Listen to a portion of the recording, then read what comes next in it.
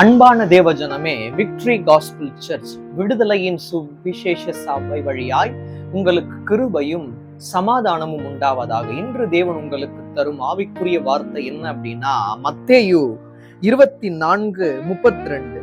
அத்தி மரத்தினால் ஒரு ஓமையை கற்றுக்கொள்ளுங்கள். அதிலே இளங்கிளை தோன்றி துளிர் விடும்போது வசந்த காலம் சமீபமாயிற்று என்று அறிவீர்கள். அத்திமரம் என்பது ஆண்டவராகிய இயேசு கிறிஸ்து, இளங்கிளை என்பது நாம். இந்த இளங்கிளை அத்திமரத்துடன் ஒன்றி வாழ்வது மிகவும் முக்கியமாக இருக்கிறது, இணைக்கப்படுவது மிகவும் முக்கியமாக இருக்கிறது.